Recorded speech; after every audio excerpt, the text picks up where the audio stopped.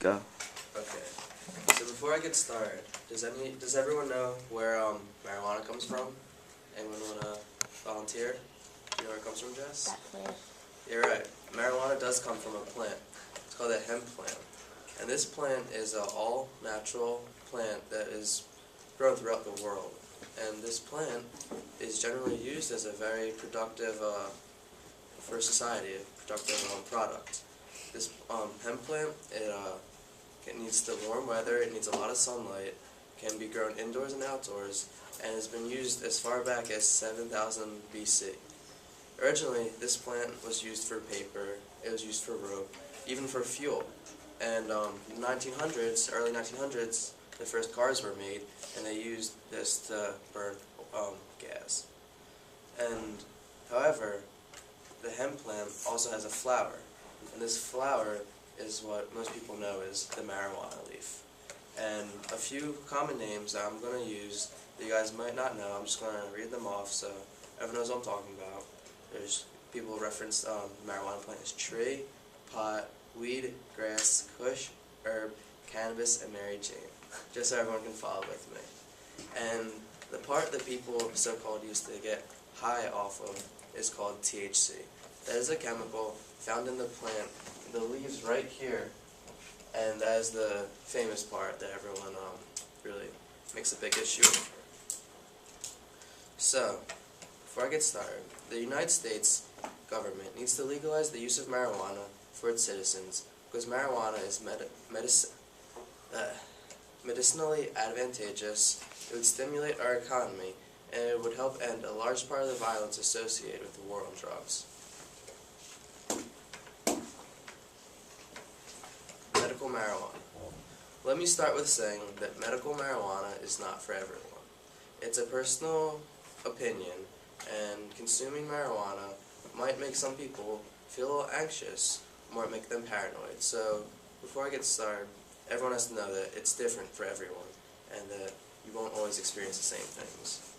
But, additionally, marijuana, there's never been a case of someone overdosing on marijuana. So in that sense, you do not have to worry about your safety for consuming too much of the product, unlike alcohol, where it is common that if you drink too much, you can become violently ill and even possibly die. Another benefit of medical marijuana is that the side effects are at a complete minimum. Many drugs, such as antidepressants and antibiotics and steroids and other popular medicines, they come with a full page of little print. This is all these terrible side effects that really, all these risks and dangers that really are more detrimental than the original symptoms. But with marijuana, that is not the case. Also, starting in the early 1800s, marijuana was a hot commodity in the United States. Before it was illegal, many doctors would prescribe marijuana as the base in many of their drugs in the local drugstores that were just starting out. So that shows that this was not always thought as such a bad product.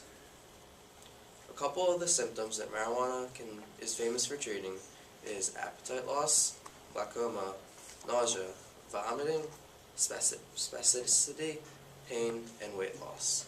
This all-natural plant can help all these symptoms in a much healthier way than the normal drugs.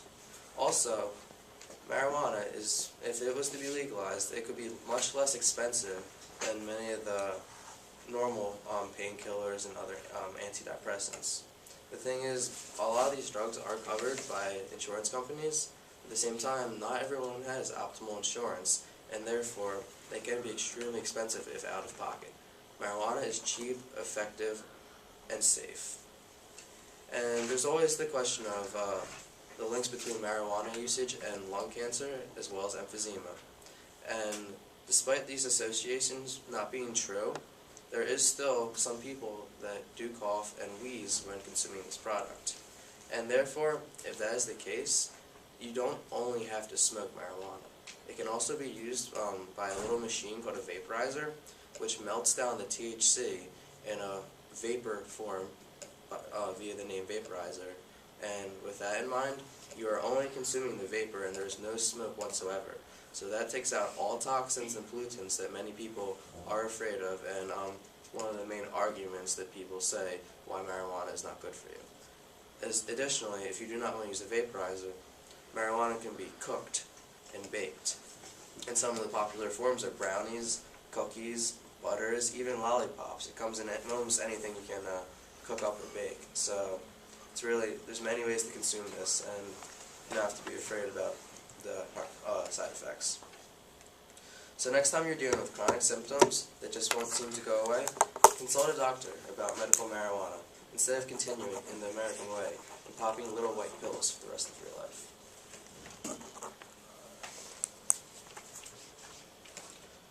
From the time of our forefathers, marijuana was being bought, sold, and farmed in the U.S. When the settlers originally came to Jamestown, the hemp plant was a mandatory crop that had to be grown in their land, or else they would get in trouble. It was enforced by the government, so that's how important this was, even from our early days. Not many people know this, but one of our greatest presidents, George Washington, he grew marijuana. It was his primary crop. It was a staple crop, and he grew it on his own estate. So, transitioning towards modern day, just some statistics for you guys.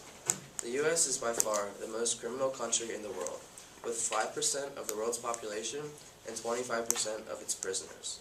We spend $68 billion per year on corrections, and one third of those being corrected are serving for non-violent drug crimes. We spend about $150 billion on policing and courts, and 47.5 of those drug arrests are marijuana related. That is a ton of money. Billions upon billions upon billions of dollars that we are spending on correctional facilities and other assets or other areas involved with them. And it just shows that right here, half of those drug arrests are non-violent marijuana crimes. If marijuana was legalized, the government would save countless and countless amounts of money. If it was legalized, instead of spending all of this time and effort and money on locking up hardworking Americans just like everyone else here that occasionally do use marijuana for recreational or medicinal purposes, we could divert that attention and money towards the real problems, towards serious crimes, the hard drugs that are harmful to the body, and to other areas that we really need to focus on, such as jobs and whatnot. And it is estimated that the largest cash crop in California is marijuana, with annual revenues approaching $14 billion. If the government could put approximately a 10% pot tax, this would yield $1.4 billion in California alone.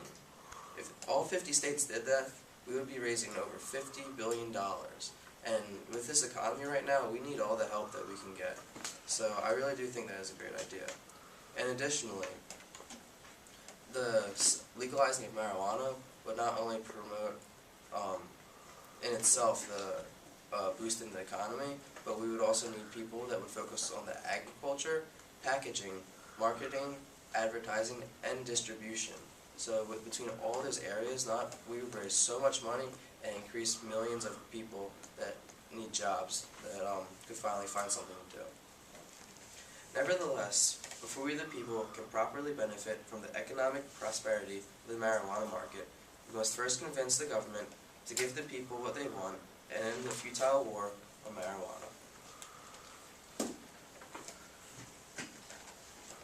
Between 1937 and 1947, the government spent about $220 million on the war against drugs. Between 1948 and 1963, the cost of this war on marijuana alone escalated to $1.5 billion. From 1964 to 1969, the government spent $9 billion on the war against marijuana.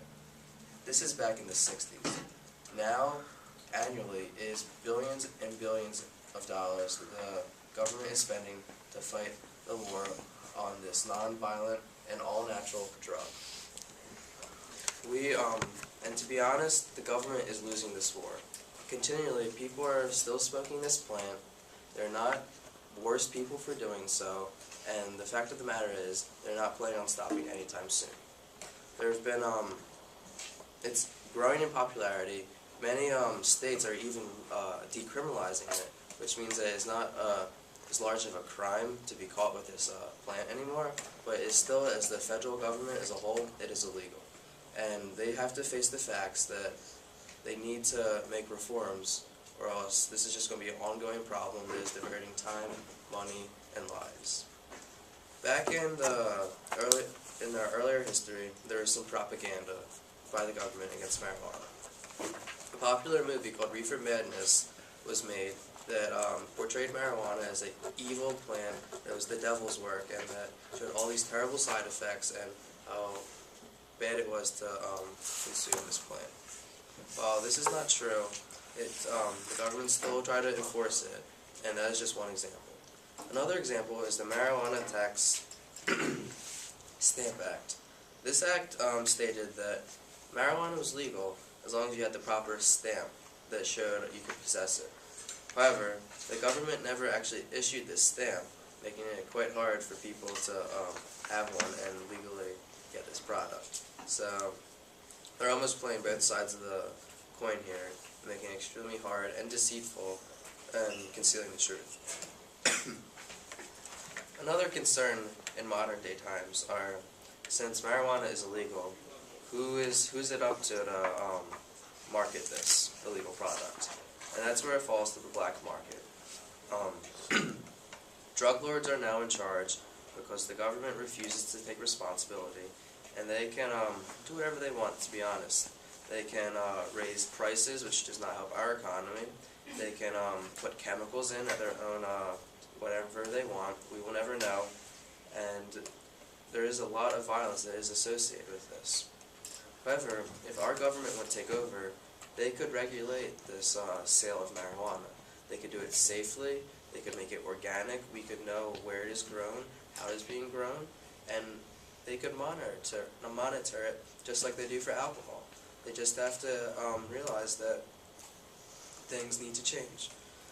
And a perfect example of how, not even in our country alone, but how it's affecting the world, in Mexico, there's a terrible drug war right now that's going on. And countless of people are dying. It is not safe there anymore in many parts of it, and the government is not doing much. So if our government could take over, we could end our own issues, and there would be many positive effects. So with government legalization of cannabis, proper safety controls, and effective monitoring of marijuana production and distribution and usage could be implemented. Once again, marijuana is not evil. Some people do not care for the product, and that is perfectly okay. Not everyone has to like the same things. However, for the people that do want to indulge in marijuana usage, that should be allowed. The United States is a land of freedoms and liberties, and it is a personal choice, and it is proven that this plant is not harmful, and it is not dangerous to those around them.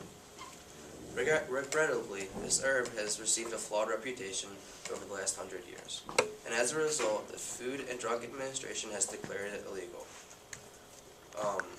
With this in mind, the United States government should allow Americans to ingest, grow, and trade marijuana because it is medicinally beneficial. It would allow our economy to receive a jump start and would save billions of dollars and countless lives by ending the war on drugs. So, in order to make this a real bill and pass this law, we need to become active. You can see in California that they nearly voted as a people, and it was almost passed. However, they did fall a little short, and that is not it was the first, but it's definitely not the last time that the people will step up and band together to try to legalize this plant. So, do everything you can. Write a letter to your congressman, go to Senate, go to people you know, and keep pushing for this, because one day it will be legalized, and that is the ultimate goal. Thank you.